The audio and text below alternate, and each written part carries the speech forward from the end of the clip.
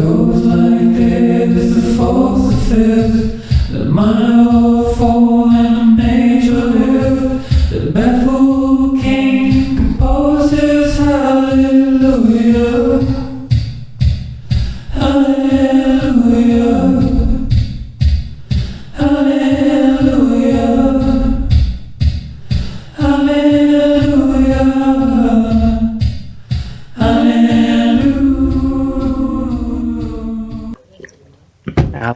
Welcome to Beastly Theories. I'm your host, MCGRATH. Now, today we've got a very special guest. I've got Mr. Nash Hoover with us from across the pond. Nash is the host of Chasing Legends, and he travels across the globe researching and investigating the world's cryptid and paranormal legends, exploring history and culture of the surrounding locations, as well as interviewing eyewitnesses and experts. And I think the show has a really, really original take on the paranormal and the cryptozoological scene. Nash, welcome to the show. Great to see you here. Yeah, thanks for having me, Andy. Well, Nash, I think one of the questions I ask everybody, and it's a staid and standard question, but it's very important, is what got you started. Now, I almost said you are a young man, which shows my age suddenly. It's embarrassing to say something like that. But you're younger than most of the people involved actively in cryptozoological research, I would imagine. So what got you started? What was the starting point? And when did you decide to make this a serious thing that you were going to pursue? So I am 24 years old. Okay. I'll be 25 in July. Really what got me started is I think I started this probably early 2000s. Elementary school, really. I just kind of started like hearing about like the Loch Ness Monster and Bigfoot and UFOs and stuff, and I started kind of, it caught my interest, and I would check out as many books as I could at my elementary school library, and it got to the point where I was we're checking out so many on the topic that my school librarian, anytime they got new ones in, she would set them aside, so I was the first one to get to read them. Awesome librarian. Yeah.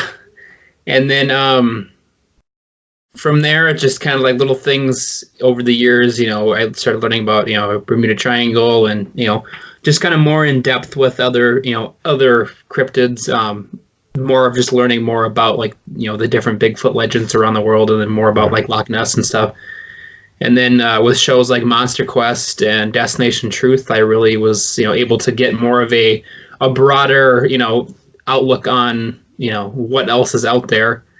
And then it was towards the end of high school, and after I graduated high school, that's kind of when I decided to combine my two passions of filmmaking and cryptozoology, and kind of that's kind of where this show came from. And it just was more of documenting my personal research, and realizing that I was done reading about other people's field work, and then I wanted to get out there and start doing it myself, and see what I could find. And that's kind of where it all came from. Well, I really like the format so far of the show, and and watching it, being able to watch it on YouTube and things like that as well, because that's, I think a lot of networks don't realize that. Sort of regular media networks don't realize that that's where all of the media is going these days. That's where all of the original media is. That's the place to be if you want to start a new show and start something really good. I like the format. I like the style, the interaction between the hosts as well. Now, we got in contact with each other, or you got in contact with me when you were researching big cats. You were thinking of coming to the UK. And I was really excited about this kind of trip, but actually you ended up going to Ireland and investigating some things there. So tell me about Ireland. What was your experience of the Irish people? You probably were from my surname. I've got a distant Irish background on my father's side. I'm not one of them, however. They'll tell you that themselves. But I'm very familiar with their culture, and it's something very dear to me. So what was your experience with the Irish people, and what types of paranormal and cryptic cases did you look at over there? So we decided about a year ago that we wanted to get kind of out of our comfort zone a bit, and we wanted to take on a bigger case, but not too big that we couldn't handle it, but big enough where it was different than what we've done. My co-creator of this show, Caitlin Keeley, lives in Carlow, Ireland. So she had suggested that we come there. So we got the money together. We booked the trip and we went over there. It was about 6 days of pretty much just driving around the country and filming little bits in there, and then we were there to investigate reports of the puka, which is like a Celtic goblin legend. Yeah. Ireland's beautiful. I love Ireland. The only problem is most of their cryptids are more on the folkloric versus anything that has a possibility of living in the real world. So that was kind of so that's kind of where where I kind of reached out to you originally was it was a backup if we decided to pull the plug. And I personally wish we would have had gone to the UK and spent some time with you, because that seemed like it was going to be a pretty cool adventure.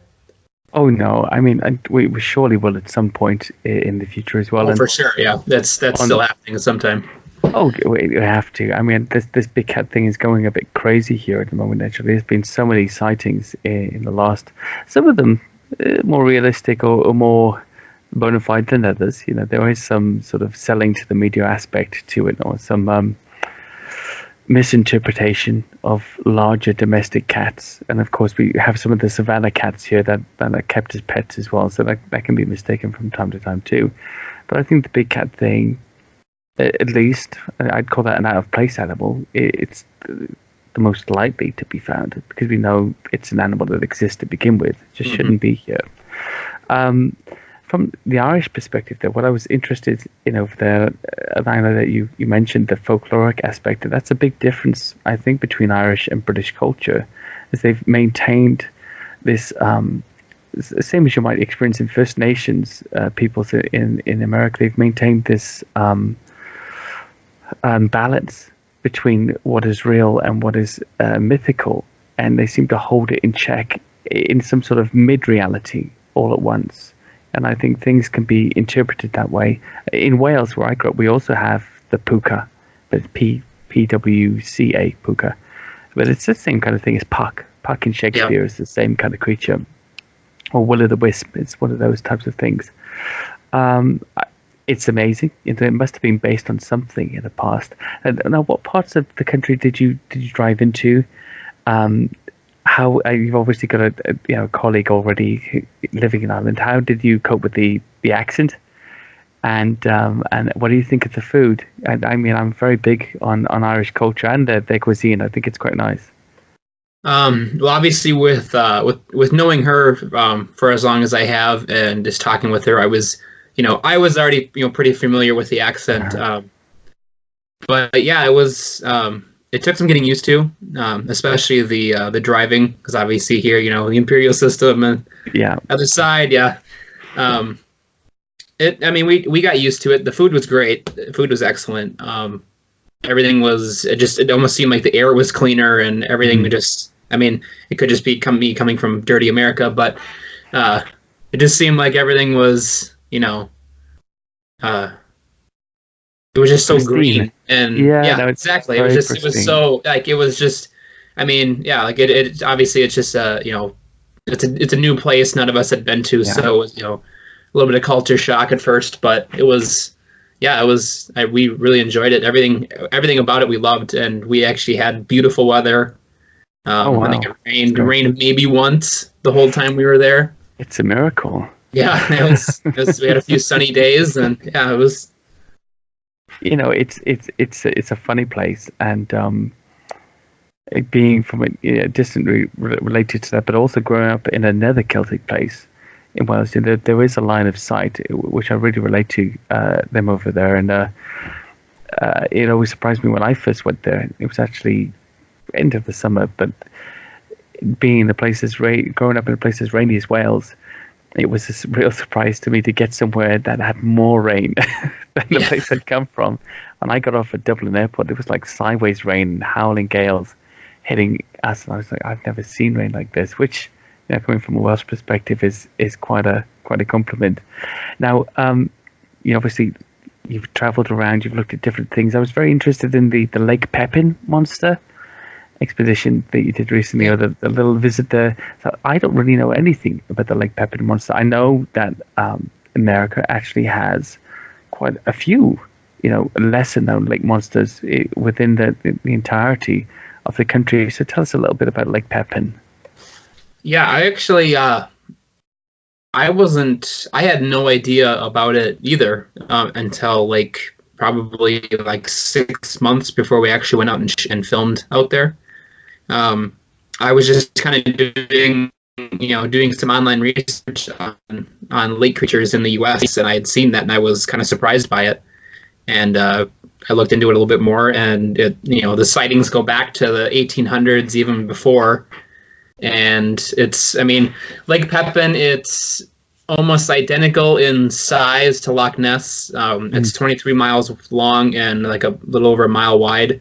Okay. The only difference is that Loch Ness gets fairly deep. Where Lake Pepin, it's connected to the Mississippi River, so that I think the deepest points are about 80 or so feet deep. So it's not entirely deep. It's just it's a very muddy, dirty lake being connected to the Mississippi. But yeah, it's had, its fair share of, your typical, what you'd call the Loch Ness looking sightings, the long neck and the, hump, and,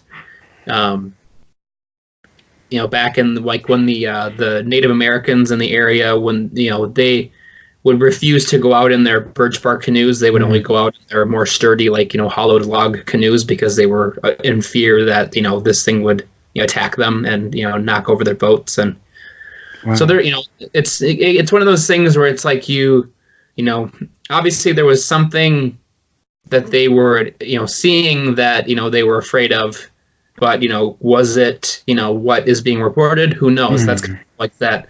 And what about, sorry to interrupt, what about modern sightings? Is there anything in the recent decade, or are we talking a few decades ago for the most recent sighting? It's pretty far in between. There are we will every now and then, especially within the last few years since we filmed out there, we will come across new ones. There were fairly recent ones up till when we were filming out there, and we even probably had we saw when we were filming out there something that we couldn't quite explain. Oh, really? And that made it in the episode. Describe the sighting itself. What exactly did you think you saw? Was it something like a hump or a disturbance in the water? So when we were out on the lake that day doing our investigation, the weather was the weather wasn't fair, and there weren't really anybody else on the lake. And we saw a pretty considerable wake kind of form going against the current.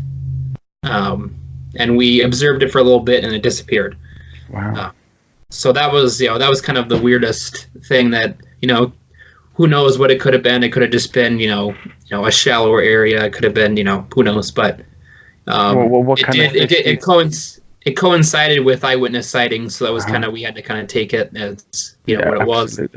Absolutely. I just wonder what type of large fish you may have. Obviously, I'm sure that was your first line of inquiry, but do they have things like catfish and sturgeon and turtles in the lake?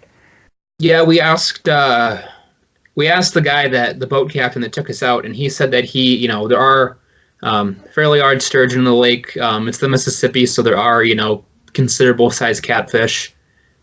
He said he's seen his fair share of alligator gars, about 6 feet in length, and so there's decent sized fish that could be misidentified as something else. I know sturgeon. Sturgeon are look pretty prehistoric, and I know that they've been in my research and other lake monster cases. It's a lot of people say that's probably what it is just a larger sturgeon that's 40 feet long. Yeah. I mean, I love the sturgeon monster imposter excuse. I love it because you have to. There's a researcher, Roland Watson. He actually has an expression for it. It's the my theory sucks the least theory.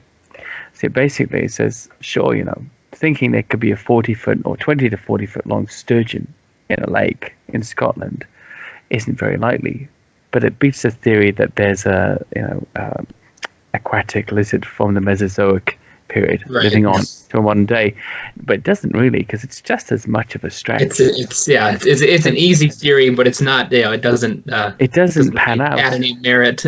It doesn't pan out without the alternative. So if you weren't transposing it to the position of a lake monster, and you just told somebody you saw a 40-foot long sturgeon, they'd never believe you, unless you thought you saw one in a place where a lake monster is said to live.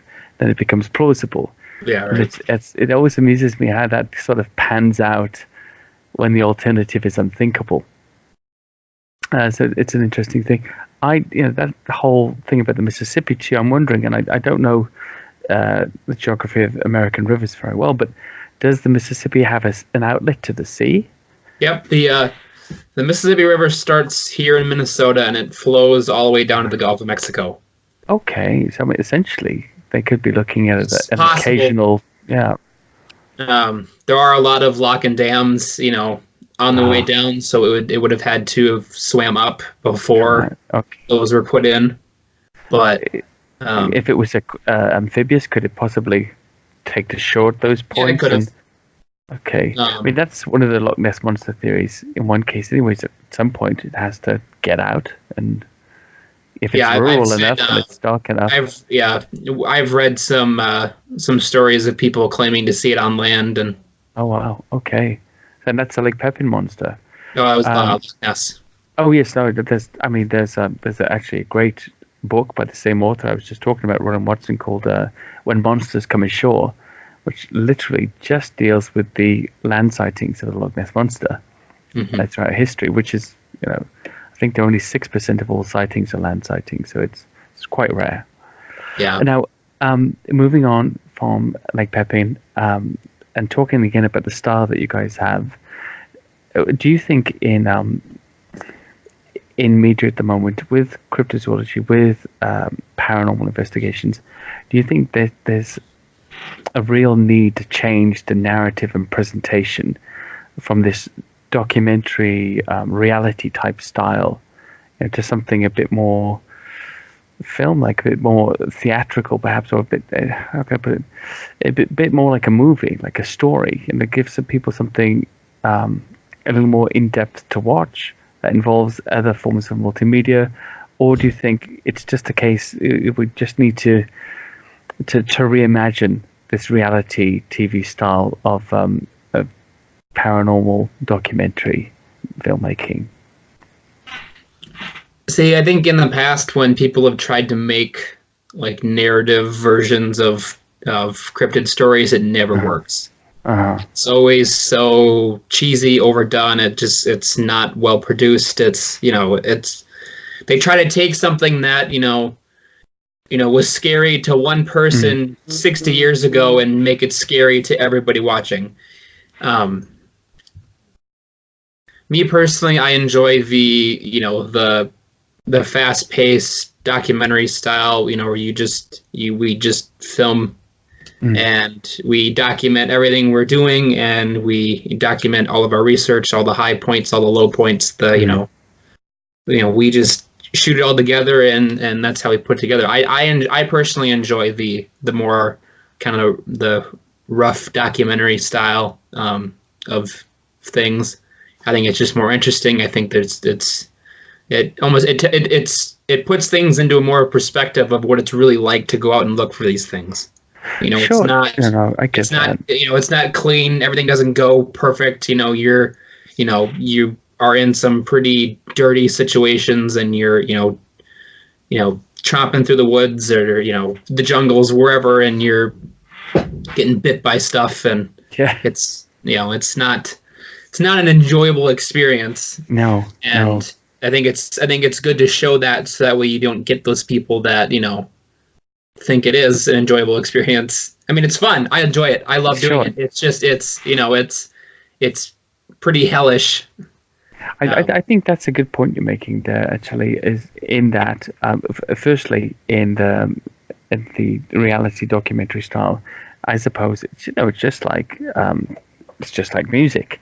Just because you're using a guitar and the other band is using a guitar doesn't mean it's the same music, right? So I suppose it's how you present the format and the characters that are involved in it that make the difference. And on top of that, in regards to people wanting to get out there and just jumping to these really treacherous or difficult to navigate areas, it's not easy.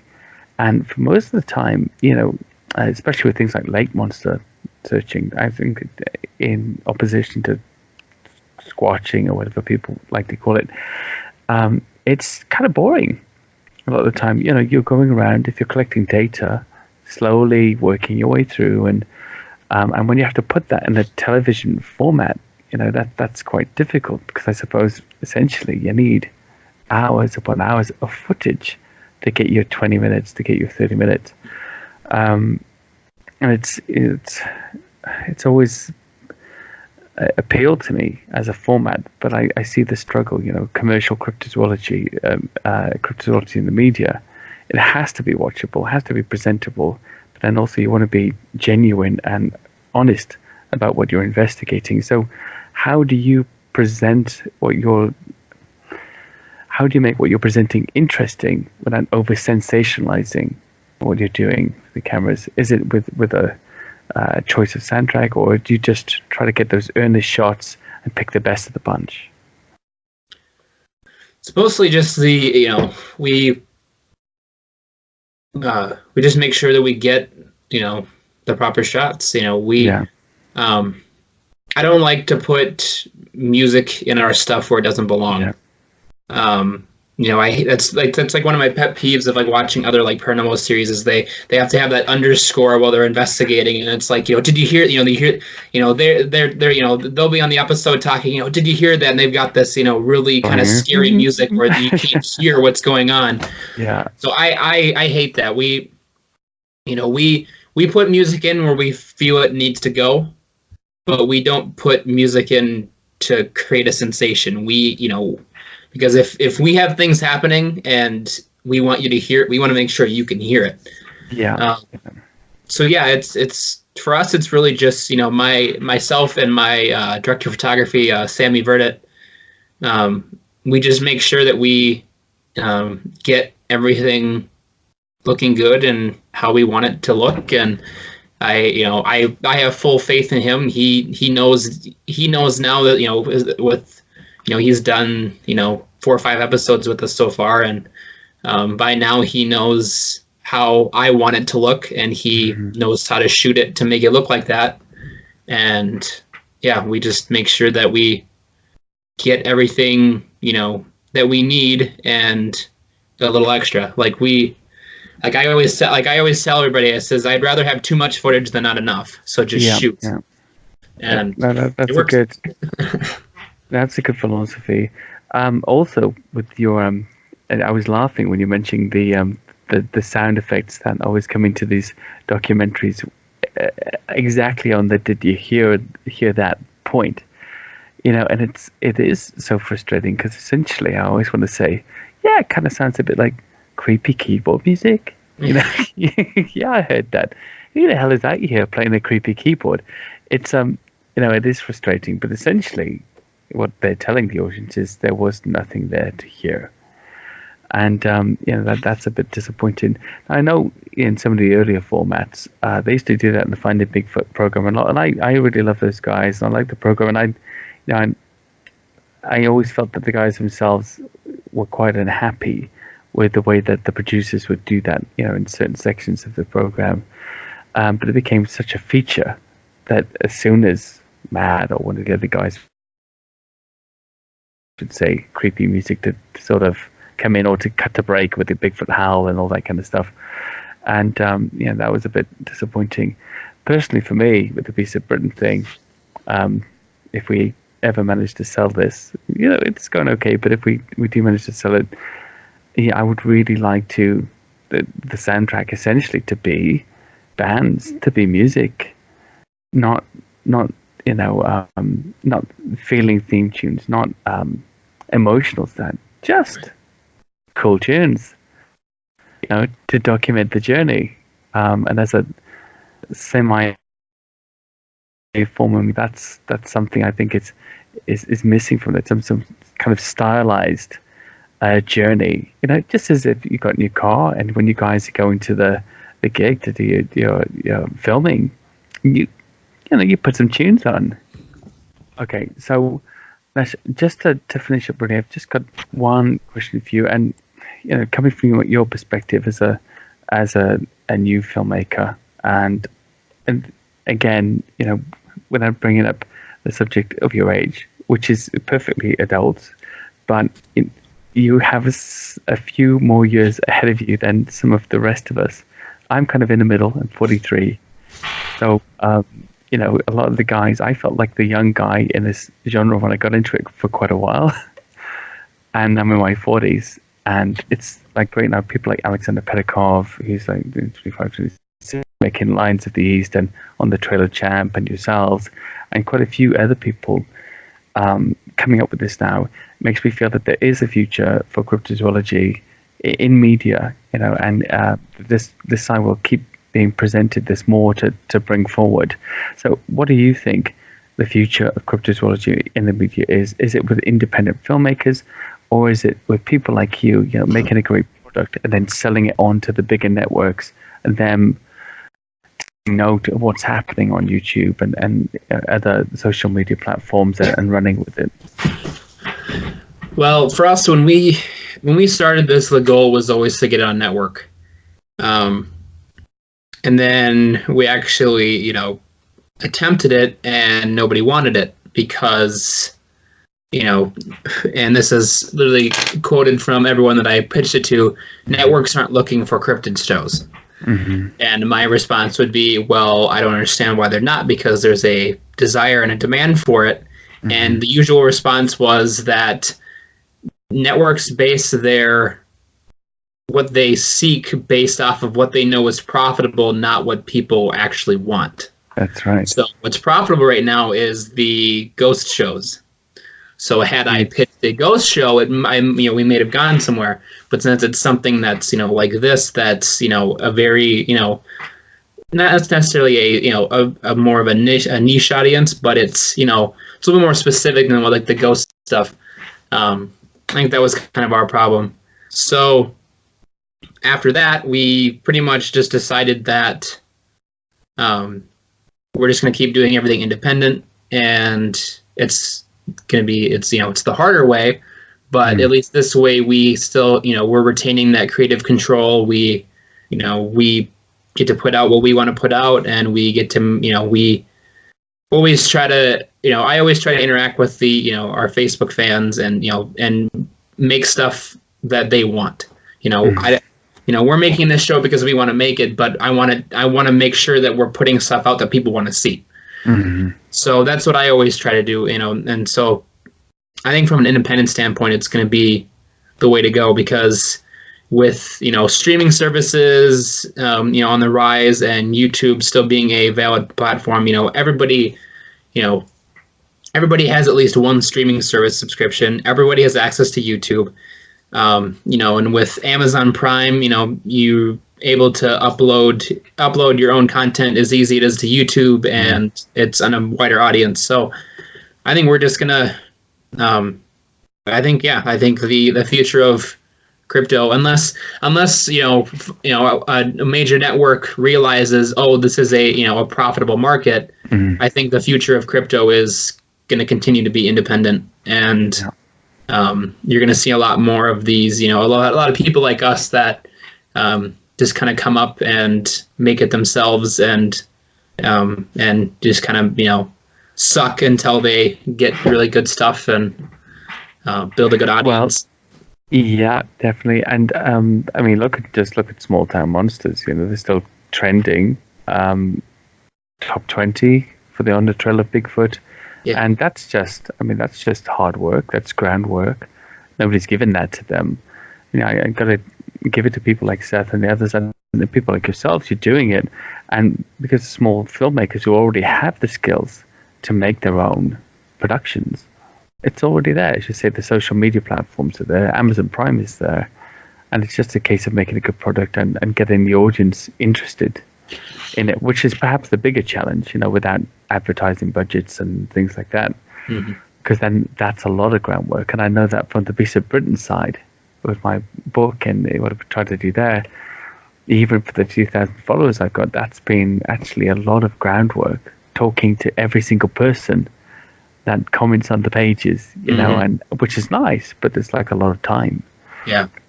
So that's one of the things. It's like if you've got 10,000 followers, you've got 10,000 individual clients that you're conversing with on a one-to-one basis. And from an audience perspective, it's nice because they get a piece of you. Every single person gets a piece of you, and not just what they see on screen, which is nice. But from an individual perspective, occasionally, I will just get my phone and put it on the side. And because I have children too, and say, that's not coming out of that corner today, not looking at that phone, that's staying there for the rest of the day. It's just been awesome, really awesome talking to you. I did really enjoy looking at your stuff online and just seeing the presentation style and seeing the freshness of it. It kind of filled me with hope that there's more future coming for what's going on in cryptozoology. Just to let people know who's listening, I'd let the people know where can they find you, where to subscribe, what's your website address, etc., etc. So we have, I gotta figure out the YouTube link's weird, and I didn't, kind of had to, I didn't really get a choice. Well, that's okay. I'll pop the links up with this interview anyway. But if they search "Chasing Legends" on YouTube, I'm gonna guess you're gonna pop up straight away. You should. You should be able to decipher it. Oops. Shit. You should be able to decipher it. There was a documentary made in 2012 called "Chasing Legends." That's about the Tour de France. And for a while, when we were first starting out, a lot of people would confuse us with that. And even today, I get tagged. I get tagged and stuff on Facebook that people meant to tag that other. But yeah, you'll figure it out now. You'll see our episodes, and you should be able to decipher it. Just Chasing Legends. We're on Instagram and Facebook at Chasing Legends TV. Our website is chasinglegendscrew.com, and that our website and Facebook page is going to be the places to go in terms of news and more behind the scenes stuff, because I always try to keep everything updated. But that's all of them. Awesome. Well, I suggest everybody checks it out and gives it a shot. I think it's a great show, and I look forward to seeing more episodes. Thanks for coming on the show. Yeah, it's everything's only going to get better. We're figuring things out as we go, and this next one that I'm working on now is going to be something pretty cool. So awesome stuff, awesome, and hopefully we'll see you here for the big cats in the UK sometime in the future. We're going to make sure that happens. Yes, it'll be great. I'll take you around. I'll show you the spots, and we'll stay out a few nights, and who knows, maybe we'll get lucky and see one. Right, Nash, thanks so much, buddy. Enjoy your show tonight. I will be going to the cinema this week to see the new Marvel film as well. Awesome. Yeah, I'm sure it is great. No spoilers. The only spoilers, it's a good movie. That's at least encouraging. And everybody check it out. Check out Chasing Legends on YouTube and subscribe. Hit the bell. That's it.